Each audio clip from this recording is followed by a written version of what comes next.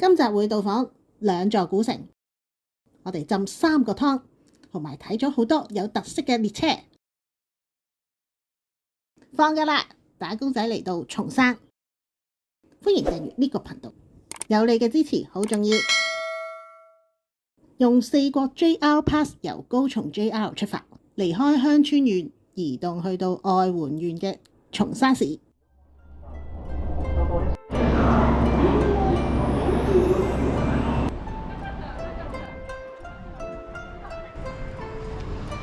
呢度要落去先至搭到電車。到達松山 JR 之後，繼續用呢一個4國 JR Pass 轉乘松山市嘅伊予鐵路。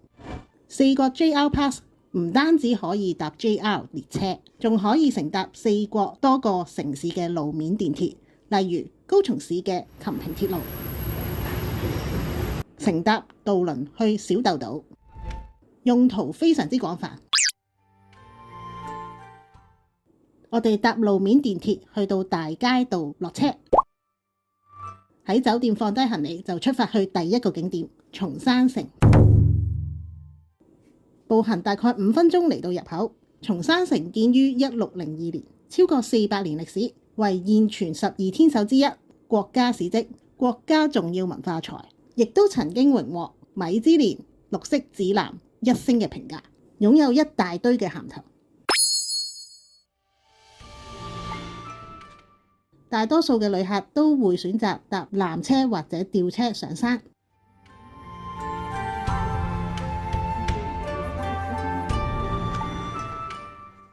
松山市根本就唔需要起啲咩高塔或者高樓大廈，因為松山城就坐落喺呢一個小山丘嘅頂部，海拔132公尺高，喺松山市上面已經可以俯瞰整個市區，同埋可以望到瀨戶內海嘅風景啊！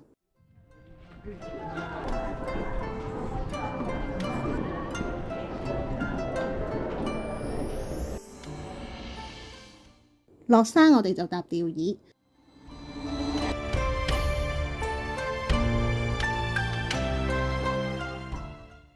一路向下移動嘅時候，可以眺望市中心嘅景色。除咗松山城，仲有另外一個城好值得去睇下，就係大洲城。由松山 JR 去伊予大洲 JR， 車程35分鐘。再搭巴士抵達日本8城之一大洲城。一落車就有啲指示牌顯示點樣去大洲城。佢係愛媛縣嘅指定史蹟，佢冇好多名銜，睇落唔似松山城咁吸引，但係佢有一樣嘢，松山城同埋其他嘅古城都冇嘅，就係佢首創城內住宿體驗。唔止一泊兩食，佢仲讓你翻去古代做1日城主添啊！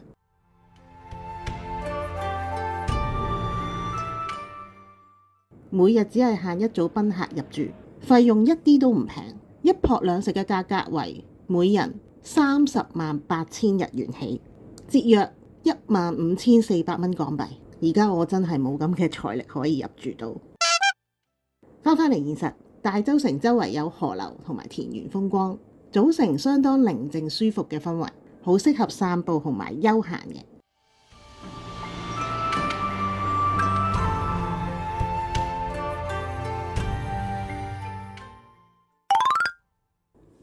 翻去松山市，嚟到另一個必到嘅景點稻後溫泉。稻後溫泉擁有3000年嘅歷史，係日本3大古湯之一。起初我以為稻後溫泉只係一所溫泉設施，但係其實由稻後溫泉本館、飛鳥瀨溫泉同埋莊之湯組成。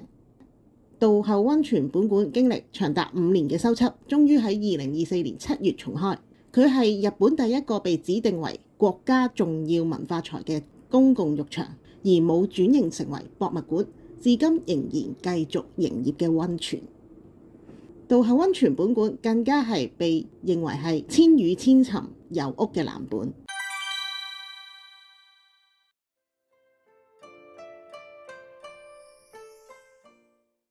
呢棟壯麗嘅3層建築物，裡面由神之湯、靈之湯同埋唔同嘅休息區組成，提供6個嘅入浴套餐，大多數都要預約同埋有人數限制。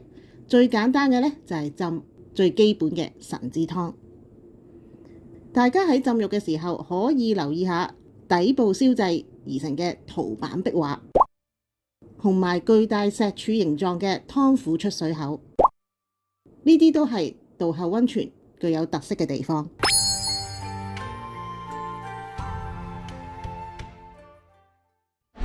而家呢就喺裏面浸完出翻嚟。咁如果你唔係買咗大廣間嗰個 ticket 啦，或者其他有過室啊、有新店啊嗰啲呢，你係上唔到去嘅。咁你只能夠喺下低度。咁休息嘅地方係冇嘅。咁我而家淨係我哋喺個走廊呢個位置咧，坐咗喺張凳度嘅啫。一係咧，你想涼少少咧，就入去裏面售賣部，嗰度就有冷氣，亦都有少量嘅飲品，不過牛奶賣晒。由本館行3分鐘去到附近嘅小山丘。咁我哋而家喺度，咁啊可以再行翻上嚟呢度湯神社呢個位置，高少少嘅位置就望翻晒呢一帶。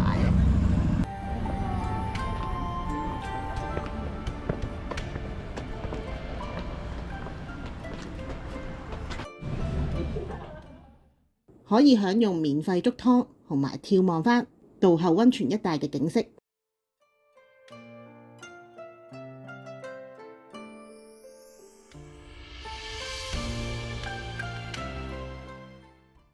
第2個湯，道後溫泉別館飛鳥賴溫泉。飛鳥賴溫泉嘅建築風格，佢係採用咗飛鳥時代嘅建築模式，係比較新派嘅湯屋。屋頂上面更加設有塔樓，提供4個入浴嘅套餐。今次我哋就選擇咗喺2樓大廳休息嘅入浴套餐。一開始我哋咧上到嚟咧，未浸之前咧就去安排咗個座位俾我哋啦。咁我哋就擺低啲嘢喺呢啲位置嘅，去安排咗一 set。咁但係咧，我哋覺得錢財嘅嘢真係始終更新緊要啲，我哋就去咗另外一邊嗰邊嘅位置，嗰度有個 locker， 就俾咗200yen鎖起晒我哋啲更新嘅物品。咁啊，最後尾咧就翻返嚟啦，翻返嚟我哋就劈晒啲嘢喺度啦，佢就 serve 咗個茶啦，跟住就有個餅啦。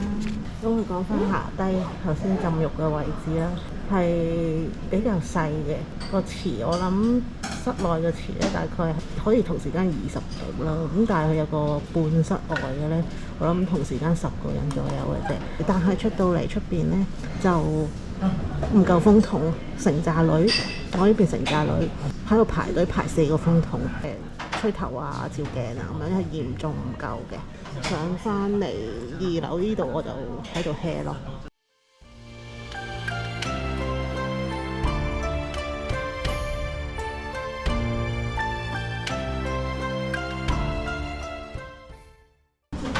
另外就可以出去出邊睇風景嘅。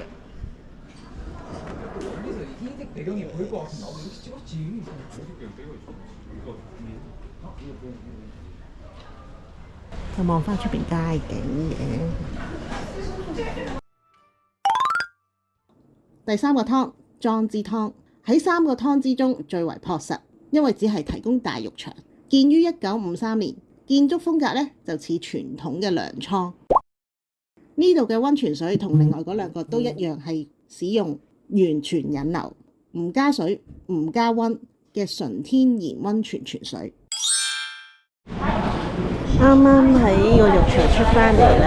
呢一個浴場呢，其實入到去個池都同道後溫泉另外2個池個大細差唔多嘅。有部分嘅嘢呢，係冇嘅，佢係冇沖涼液啦，亦都冇洗頭水啦，冇護髮素啦，咁有飲用水嘅。咁 locker 呢都要收取10 yen， 大貴嗰100 yen 呢就可以退翻俾你。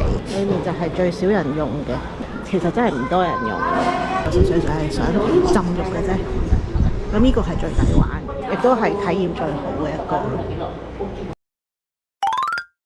喺松山市仲有一個一定要睇嘅景點——少爺列車。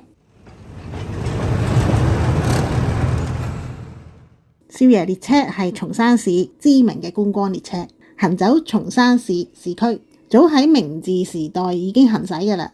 之後因為列車老化同埋要發展電氣化，喺1954年廢除咗，直至去到2001年改為使用柴油引擎方式，少爺列車就復活啦，開始運行推廣呢個旅遊業。制服都係以前個模樣，蒸汽車嘅汽笛聲改為喇叭播放，煙通係假嘅冒煙裝置，佢噴出嘅係水蒸氣。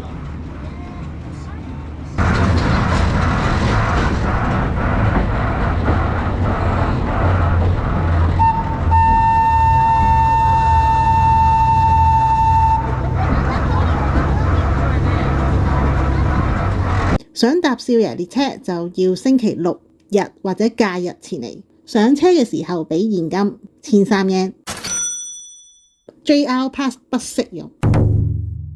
來往松山至到道後溫泉，一日有3班，不設分段收費，中途上車都係同樣收13 yen。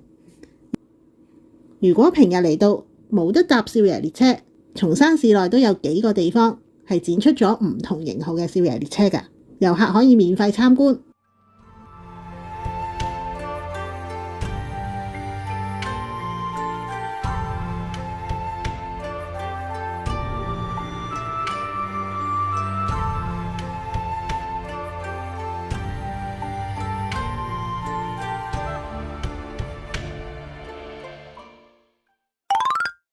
數到四國嘅特色列車，就要講埋遍佈四國嘅麵包超人列車。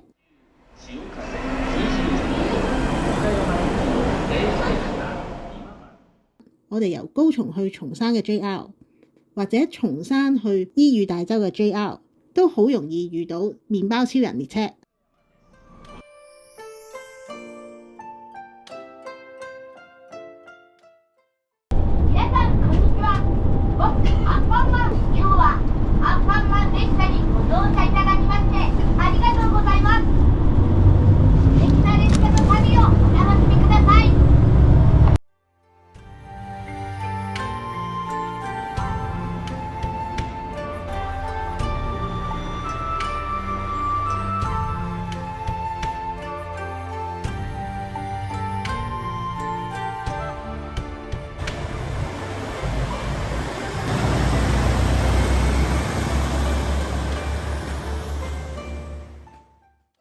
大家可以出發之前留意下個時間表先上車。對四國鐵路有興趣嘅話，喺返去高松嘅途中，建議短暫停留伊予西條站，參觀埋呢個四國鐵路文化館，先至返高松。我哋拖住喼嚟呢度，所以咧要揾翻個 corner 卡位置，就喺車站7廁所跟住隔離呢個位置，係啦。中意日本鐵路嘅人咧，都好值得嚟睇一睇，因為佢展出咗大受歡迎嘅靈系新幹線啊！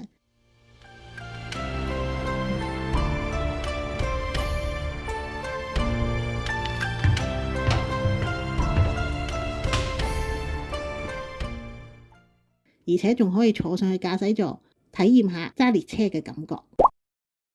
四國鐵路文化館分咗北館同埋南館，由 JR 站分隔開2個館嘅。頭先對岸呢，就展示靈系新幹線，南館呢就展示咗 C57型蒸汽機關車。好有型啊！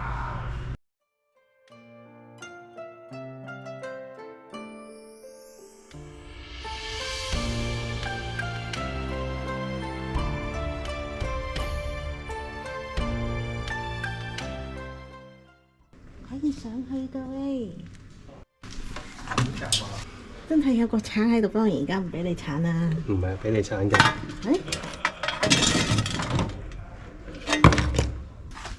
蒸汽火車，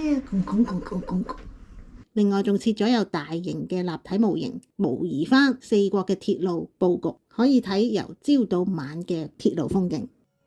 毎日多くの方が通勤や通學、お買い物や旅行に鉄